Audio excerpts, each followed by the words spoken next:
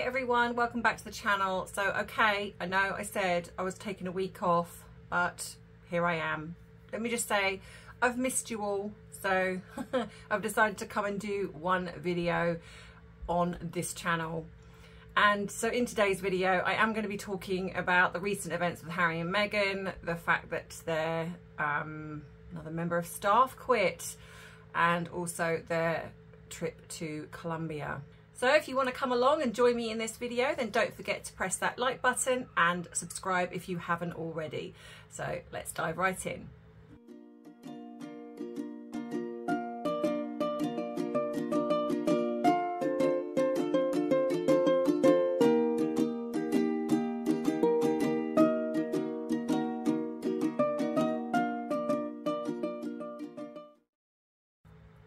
And of course it is that time before we get going where it is grab your drink of choice. As always, you know I love my cherries and berries, but I am asking all of you to send in your videos. Just a couple of minutes of you, your fur babies, your family, whatever it is, be as creative as you like, where you are saying grab your drink of choice, add a little something something, because it is 5 o'clock somewhere. So don't forget the email is going across the bottom here now, so send them in. And look out for your video going up here. Please always drop me an email if you haven't seen your particular video, and I will find where it is or upload it. So that being said, here is the new one, and I will see you in a minute. Come get your drink of choice. It's 5 o'clock somewhere. So yes, I was going to take the week off, and all this stuff was coming up about Harry and Meghan going to Colombia. So I thought, well, you know what, actually, I'm going to jump on here quickly and talk a little bit about this, about the fact that they've had 18 staff members quit in the last 6 years. Now, given the fact that the people that they employ are in the same bracket as the rest of the royal, but they've not had this level of people walk away from them. So I think that that does tell you that they're particularly difficult to work with. And okay, if we're going to play devil's advocate, it doesn't mean that they per se are difficult, but the job is difficult. So it could be either one of those. But let's be honest, most of the people that get employed, especially by such a high profile person or family or whatever it is, you're going to be pretty experienced. You're not just coming out of college or university and then going, oh, you know what, I'm going to jump into probably one of the most demanding roles of my life. The chances are you have done this in a previous job, whether it's you work for other celebrities or whatever it is, but you know that this type of work. So you're not going to go into this blindly. You're going to go into this thinking, yeah, this is probably going to be very very sort of high profile, demanding. There's going to be a lot of expectations around that, but I'm up for the challenge. So the fact that if it had been, say, 2 or 3, you could sort of forgive that maybe they didn't quite anticipate how demanding the job was. But 18 people have walked away. I'm sorry, what that tells you is it's them. In most of the cases, maybe not everyone, but most of them, they are the problem. And of course, is it named Josh Kettler? So he walks away, and the fact that they jumped straight into contacting People magazine to put out a statement saying this was a trial run, and they both didn't feel like it was a fit. Josh didn't feel like it was a fit for him, and they didn't feel like Josh was a fit for them. Now, okay, that could be plausible in the fact that maybe Josh, you know, a lot of jobs do have trial runs, but why wouldn't he feel like it was a fit? If he's walked away off his own volition, why would he feel like it's not a fit? Because like I say, it's not as if he doesn't know who they are. It's not like he doesn't know the job. So why would he go into such a high profile job with a high profile couple, and then a few months later, or however months is it, was it 6 months or was it 3 months? I can't remember. Decide that it's not for him. And my reasoning is because it's not the job, it's them, or possibly even her, because I actually feel, in my opinion, that Harry potentially, even though he could probably be grumpy and rude at times, but he probably generally would be okay with his staff, perhaps. I'm saying perhaps here.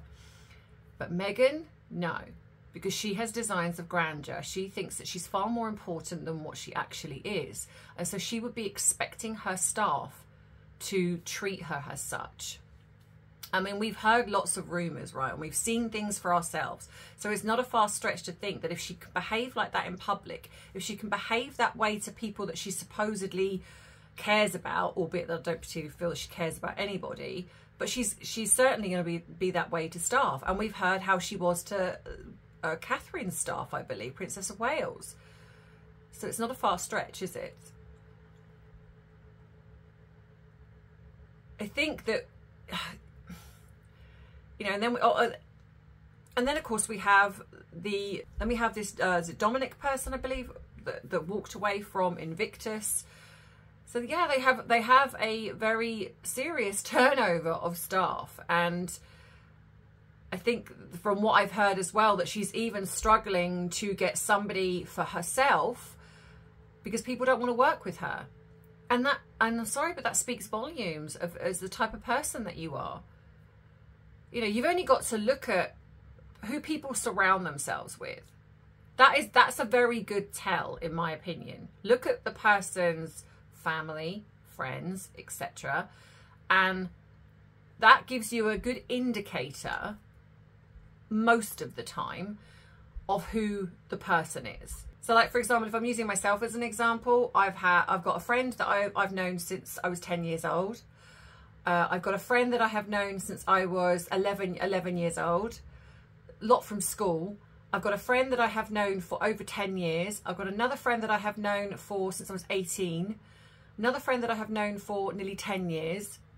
Another friend that I have known, that's a long time. Now, it doesn't mean to say that if you don't have a lot of friends that there's something wrong with you. Of course it doesn't. But it's more about what the type of people. So, right, and I need to say this now. I'm really sorry if you're going to hear a lot of noise. We have airborne here, and you're going to hear some planes going over. So I do apologise for the noise. Not much I can do about that. I did ring them and ask them if they could just stop for a second while I was filming, but they just told me where to go. So there you go. So yeah, so what I mean is, but if you look at Meghan, there's no longevity there. There's no longevity. You know, she might meet people and they pretend to be her friend or their friend for 5 minutes, but there isn't really longevity. And only type of person that would necessarily generate towards a narcissist is either somebody very submissive who can be controlled, and possibly someone that struggles with emotion. So they're not an emotional person, because narcissists cannot deal with emotional people. So that is why it worked with Harry, because he's submissive. Now, I don't necessarily feel that he is as submissive now. There's definitely some change within him, especially around her, but he was initially. And that's how it started to work, and she was able to maneuver her way in, and that's what they do. But with people like staff, you know, they probably are going in thinking this is the role of a lifetime, this is, you know, job of a lifetime. And then quite realising very quickly that actually she's a nightmare. Because even though you've got Harry, who is a royal, born a royal, knows the protocol, well, you'd think he would, Meghan is somebody that covets that. She wants that. She wants to be bowed down to, curtsied to. She wants all of that. She wants the power. She wants the adulation. That's why when it was, oh, you know, we want a private life, that was laughable, because she doesn't want a private life ever. You've only got to tell by somebody's actions how they behave, and that lady is not somebody who wants a private life. So of course they're now going to Colombia because they've been invited, and again we have to look at why when you have got Harry, who is complaining about security, complaining about how unsafe he feels here in the UK, then he decides, I know, I'm going to go to 2 countries that are renowned for being incredibly dangerous. In comparison, the UK is like Disneyland. We're not great, we're not ideal, but you know, neither is any country, to be fair. If you look hard enough, you'll find something. But compared to, I imagine compared to these countries, that it is like Disneyland. So Harry feels, and again, going away without these alleged children. And this is, again, this is why it frustrates me. The media do not say anything, because these 2 are, if we are being led to believe that these 2 are a mother and father to 2 young children, at the most pinnacle ages, even the future king and queen, the Prince and Princess of Wales, take time off to be with their family, do not do lots of things to be away from their family. And they have more things going on because they're working royals. Harry and Meghan, this is choices. They are choosing. And that's what I think people are forgetting. This is not a royal tour as much as they might want to pretend it is. Going to Nigeria, Meghan didn't have to go. Harry, fair enough, Invictus, it's the job. I get that. We all know how we all feel about that anyway. But Meghan didn't have to go. But she did. Again, leaving these alleged, because I'm going to say alleged, and I keep doing that when I say alleged, and I don't know why.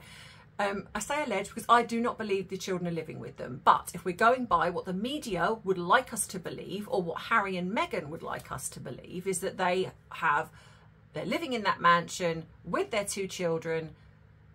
I don't believe they are, but that is what we're being led to believe. So again, a few months, is it a few months? When did they go to Nigeria? Wasn't that long ago, was it? And here they are going away again without children. Why? They're choosing to do this. And this is why, like I say, the media frustrates me no end, because this is not their job. This is not their job. They are choosing to do this. And the reason being is because, as I have said before, firstly, I completely believe they're being used, absolutely, by the government, Colombian government, to deflect. Of course they are.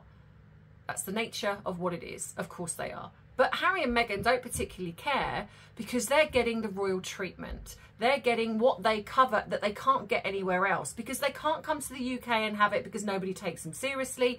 And Meghan either doesn't want to come over here because it might mean bringing the alleged children, which she can't do because she doesn't have them. So then the jig is up. Or she's been banned from the UK, coming into the UK. Don't know if I particularly believe that, given that she did come into Heathrow. All right, she didn't come out of Heathrow, but that's still coming into the UK. So I don't know. I don't know if the royal family went that far. But anyway, they don't do anything over in America because, again, America do not take them seriously. Nobody really takes them seriously. So they're going to countries that are giving them the sort of royal treatment that they're not getting anywhere else, because that's what they crave. Harry is so desperate to be in the royal fold. And that's why I have always said he did not want to leave, because he had every opportunity to leave. He was dating Cressida, who wasn't a huge fan of being part of the royal family in that sense, of all the fanfare, and Chelsea Davy, who he was in love with. She did not want to be part of all of the, like I say, the bells and whistles that comes with being part of the royal family. So he had every opportunity to walk away. He could have said, you know what, actually, I love you, I want to marry you, so if you don't want to be part of the royal family, that's fine, let's go. But he didn't. And they split up. And then suddenly he gets with Meghan, and they're all in. In the beginning, they're all in. Yeah, they're part of the team. We're going to get down onto the boots on the ground and we're going to do this, that and the other. But suddenly, after the engagement, after the wedding, the tide turned. And why? Because people started to see through her. She started to see herself being critiqued about wearing a moon bump. She started to see herself being critiqued of her behaviour, bullying. And she wasn't adored anymore. Whereas in the beginning, everyone was like, oh, Meghan, Meghan, Meghan. And it started to turn. Harry's popularity started to drop. And for two people who crave attention, crave being popular, couldn't stand it. And she could not stand having to bow down to the Princess of Wales. She could not stand the fact that Catherine was far more popular than her. The Queen was far more popular than her. She couldn't handle that. So once she realised that she could not do what she wanted to do, which was be the most popular person in the UK, she put her plan into action of leaving. And that's why she manipulated Harry into going. But I don't believe he ever wanted to go. When you've got somebody that can have their cake and eat it, which is what Harry could, being the spare, he could come and go as he pleased. He was partying in Vegas, as we saw. He was travelling here, there and everywhere. He had to do the odd royal, working royal thing for you know, a few times. But other than that, he literally lived the life of Riley. He lived the life that a lot of us could dream of, apart from being in the public eye, so to speak, because that's not something I would ever want. But he had everything. In fact, he had more freedom than William. Because William, being the future king, there were certain things he could not do. And after, you know, when he was younger and he would do some things, and then it was like, no, you've got to knuckle down now, and you have, you know, this is now time to be sensible now. So Harry had the freedom. He had everything. He was one of the most popular royals, I think, under the Queen. He had everything. He was forgiven for so many faux pas. It was unbelievable.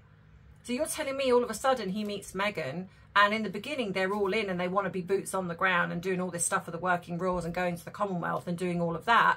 And then suddenly it's like, no, you know what, actually we don't want that now. Let's just go be private somewhere. Please do me a favour.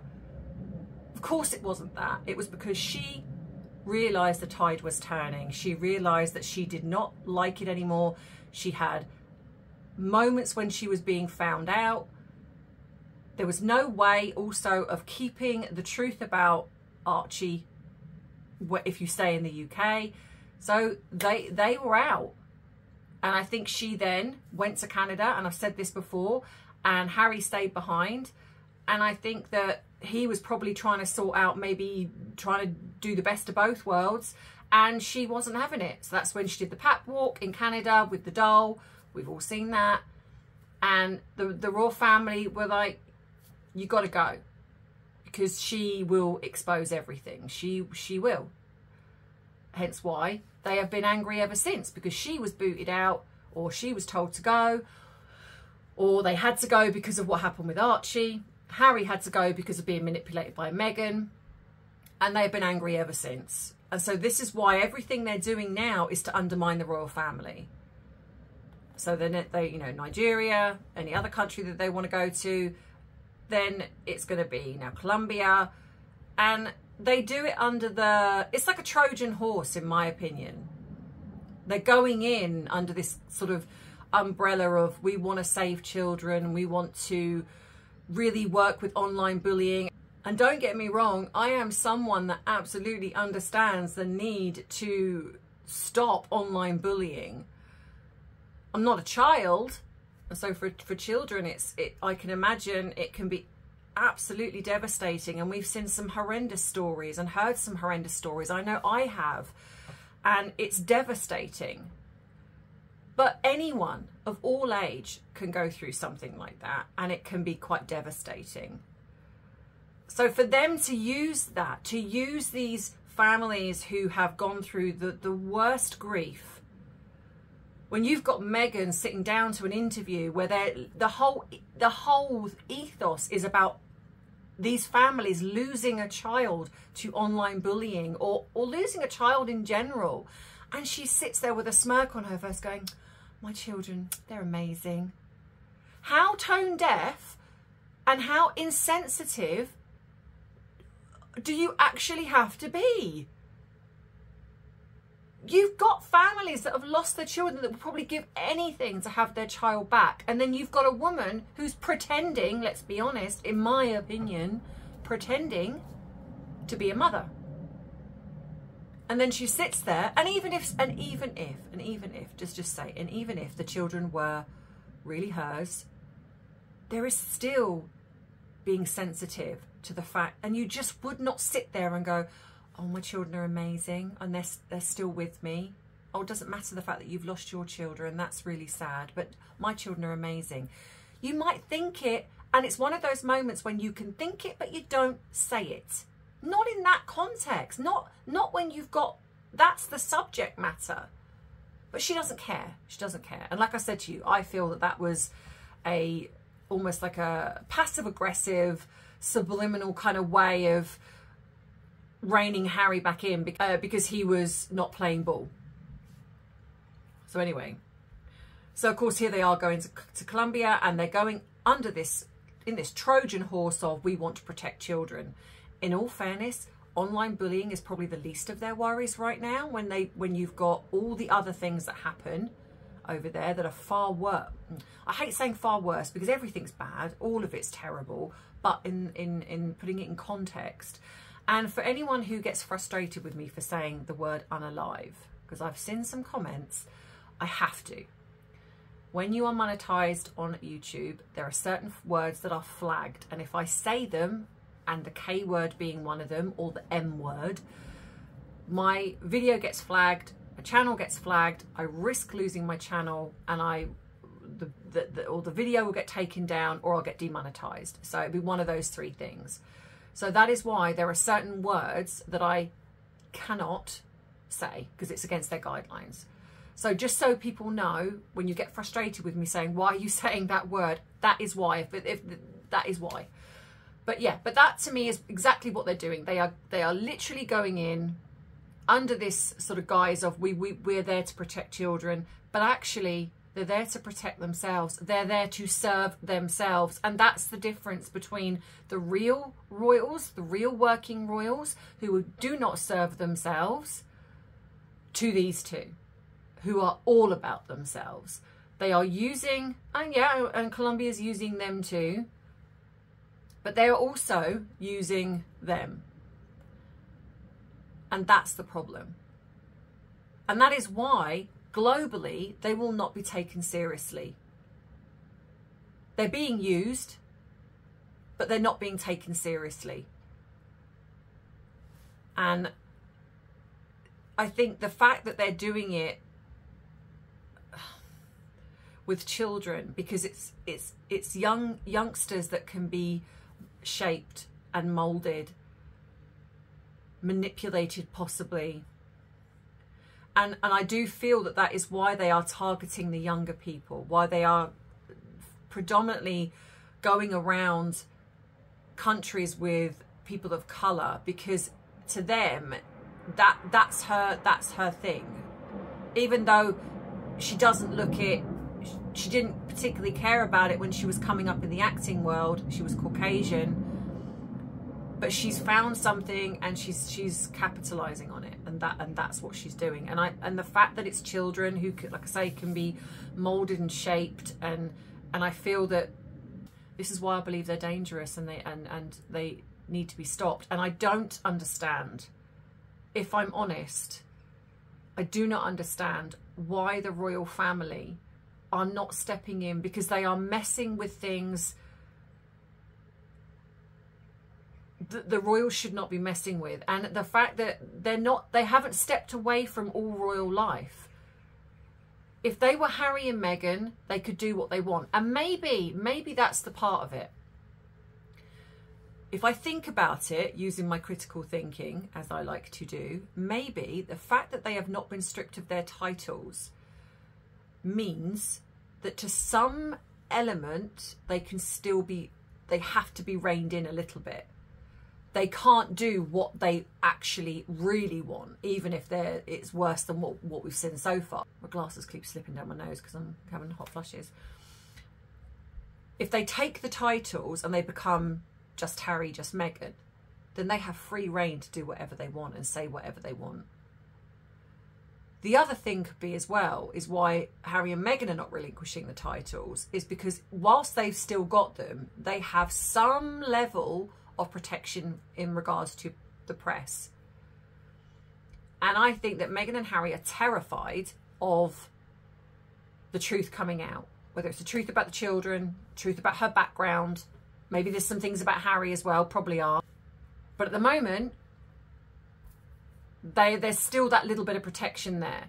If they let go of the titles, they literally go, we want no part of the royal family more, we are just Harry and Meghan, then they're free reign. It's free reign there for anyone to say anything then. So I think it's a bit of both. I think the royal family potentially know that if they strip their titles, A, it's going to make them look bad, but also, whilst they have the titles, there's still a level of they can't do everything they want. But the unfortunate thing is that the things that they are doing, I do believe, create the royal family to look bad. And it does look as if they are allowing Harry and Meghan to just basically do what they want. I don't know. What do you guys think? But let me know in the comments what you think about that, because that's my theory, and I really do feel that they are trying to go to certain countries. They are moving chess pieces against the royal family. I absolutely feel that. I feel that they're there undermining the royal family in some way, and they're dangerous. I think that they are using children to further an agenda, to censor free speech. I mean, like I said, I'm all for stopping the bullying. I really, really am. I couldn't stress that hard enough. But the way they're doing it, it feels there's something more. There's something more. So I just want to say thank you to everybody that has emailed me, letting me know some things that are going on online and asking me if I'm okay. I'm fine. I'm okay. I'm very aware of it. I've been aware of it for 3 years. It seems to be every couple of months they come up with some new fantastical lie to say about me, and every couple of months I drop some subscribers because some people believe it. What could, okay. There's nothing I can do about that. If you were going to listen to these people and you're going to believe without coming to me, and I really do appreciate the people that have, without coming to me and getting my side, then there's nothing I can say or do. I know the person I am. I know that I am not the person that they are portraying me to be. I have never done any of the things that I am being accused of, ever. But that I can say that till the cows come home. And there's always going to be people, no matter where you are in the world, there's always going to be people that believe you or don't believe you. At the end of the day, I have got amazing friends. I have got an amazing family. And I've got an amazing community here.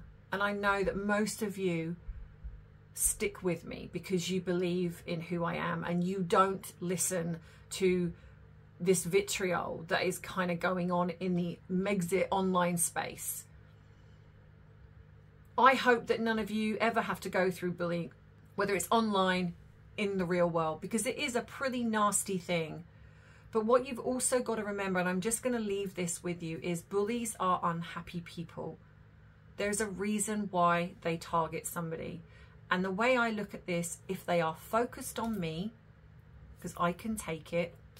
I'm human though, don't get me wrong. I have moments, but I can take it. Then they're leaving somebody else alone that maybe they can't. So, like I say, if you see these things being said about me and you want to know, come ask me, email me. I'm open. I've got nothing to hide.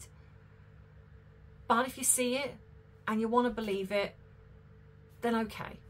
And I just thank you for being here up until that point. Maybe you'll come back, but it is what it is. It's the nature of the beast of being online. All right, this is quite extreme, the things that they're saying about me, but like I say, I can categorically say 100% without a shadow of a doubt, they're not true. But thank you, honestly, for all of you who have messaged in and said, look, I'm seeing what's being said. Are you okay? Yeah, I really am. I really am. I'm saying that here because then I don't have to keep answering all the emails that are coming in, because I don't like to ignore people. So you know, I can't get to everybody, so I just want to put that here. I'm okay, so please don't worry if I'm quiet. It's because I'm taking a bit of time, but I'm not going anywhere. I'm not leaving the channel. Even if I drop down to 50 subscribers, I will still be here with my 50 subscribers. So yeah, so don't worry. So don't forget to like and subscribe this video if you haven't already. You can treat me to a cuppa if you so choose, but it is not obligatory. There are other ways to support me if you so choose, but again, not obligatory. You just look after yourself first and foremost. And in the meantime, have a wonderful rest of the weekend. Don't forget to pop across to my Coffee and Crime channel, because I will be uploading my Chris Watts analysis on some of his behaviour. That's going to be going up tomorrow, I believe, or Saturday, not quite sure yet. So go across, if you scroll to the end, you'll see a circle and you can click on that and it will take you to the channel. But in the meantime, have a wonderful weekend, and I love you, I appreciate you, but most of all, I respect you. Take care. Bye-bye.